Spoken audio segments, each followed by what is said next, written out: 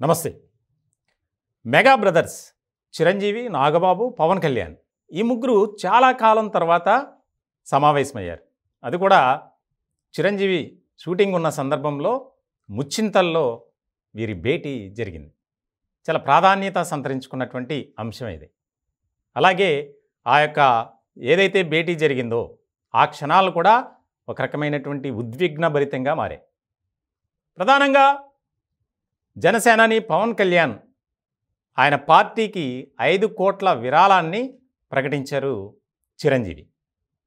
చాలా కీలకమైనటువంటి పరిణామంగా మారింది.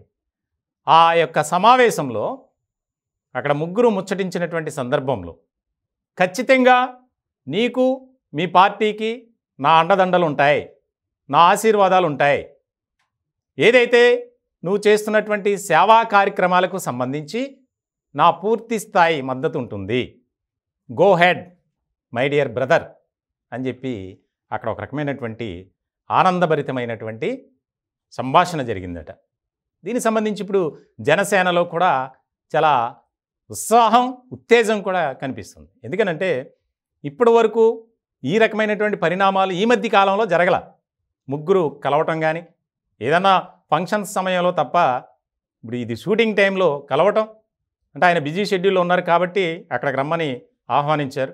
చిరంజీవి ఇష్టదైవం అయినటువంటి ఆంజనేయ స్వామి విగ్రహం సాక్షిగా ఇదంతా జరిగింది. మనం ఫొటోస్లో చూస్తున్నాం. చాలా కీలకమైనటువంటి అంశంగా ఇది రాజకీయ వర్గాల్లో కూడా చర్చ జరుగుతుంది.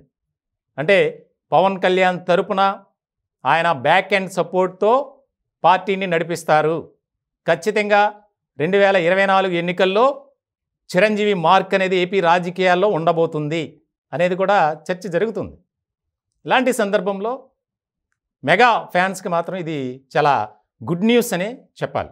చిరంజీవి ఈ అంశానికి సంబంధించి ఒక ట్వీట్ కూడా చేశారు.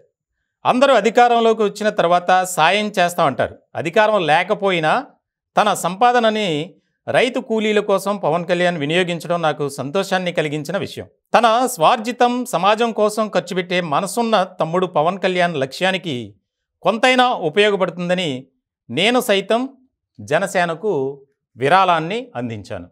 ఇప్పుడు దీని మీద కూడా ఒక ఆసక్తికరమైనటువంటి చర్చే జరుగుతుంది. మొత్తానికి చిరంజీవి, నాగబాబు, పవన్ కళ్యాణ్ ఈ ముగ్గురు కలయిక ఆంధ్రప్రదేశ్ రాజకీయాల్లో ఒక ఆసక్తికరమైనటువంటి చర్చనే జరుగుతుంది.